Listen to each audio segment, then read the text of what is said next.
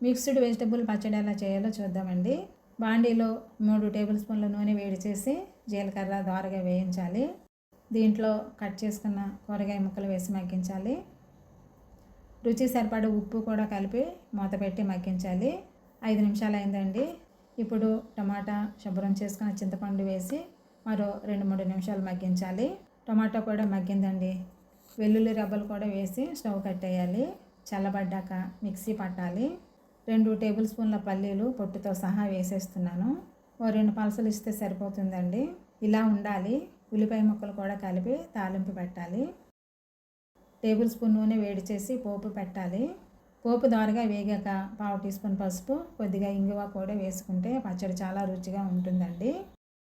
Stove కట్టేసి పచ్చడి వేసి బాగా కలపాలి. మన కలగలుపు చట్నీ రెడీ అయిపోయిందండి. దీన్ని ఇలా అన్నంతో కానీ రోటీలతో కానీ వడ్డించేయచ్చు.